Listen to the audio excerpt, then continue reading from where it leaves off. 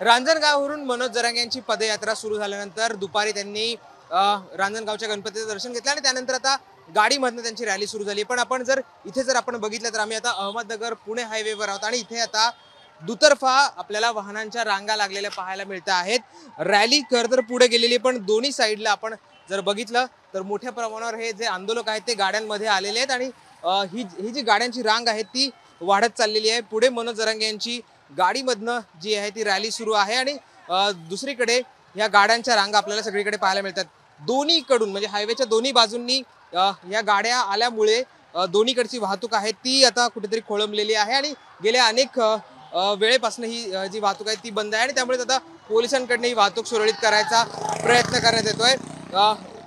आता अंतरवाली सराटीपासून सुरू झालेली जी यात्रा आहे त्याच्यामध्ये वेगवेगळ्या भागांमधनं लोक जोडले जातात आणि त्यामुळे जेव्हा अहमदनगरकडनं आता ही रॅली पुण्याकडनं झाली, पुण्याच्या हद्दीत आलेली आहे, त्यानंतर आणखी काही जे आंदोलक आहेत ते जोडले गेलेले आहेत, त्यामुळे ही संख्या वाढत गेलेली आहे आणि आता वाहनांची संख्या वाढल्यामुळे साहजिकच ट्रॅफिक सुद्धा आता जाम झालेली आहे। मनोज जरांगे यांची रॅली हळूहळू पुढे सरकतीये, पुण्याकडे सरकतीये।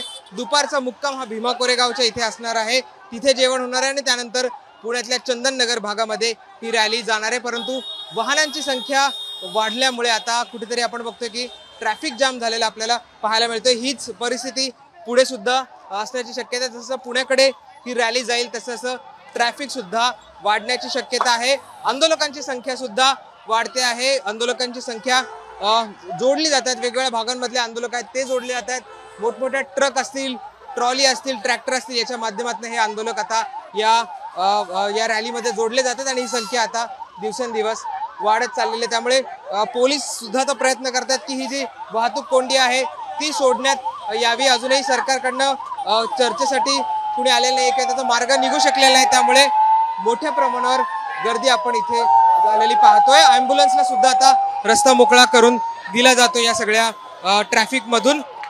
पोलिसांचा प्रयत्न आहे, आंदोलकांचा प्रयत्न आहे की ॲम्ब्युलन्सला हा रस्ता मोकळा करून दिला जावा, परंतु आपण बघतोय की दोन्ही बाजूला मोठ्या प्रमाणावर ट्रॅफिक आहे आणि आता हे जे आंदोलक आहेत ते मोठ्या प्रमाणावर आणखी मागे सुद्धा मोठ्या प्रमाणावर आहेत। मनोज जरांगे पाटील यांच्या रॅलीच्या पुढे सुद्धा काही गाड्या आहेत आणि आता मागून सुद्धा मोठ्या प्रमाणावर तितकीच ट्रॅफिक आहे ती पुण्याकडे चाललेली आहे। त्यामुळे पुण्यामध्ये आता ही संख्या किती वाढते आहे, पुण्यामध्ये नेमकं काय चित्र असणार आहे हे पाहणं सुद्धा महत्त्वाचं असणार आहे।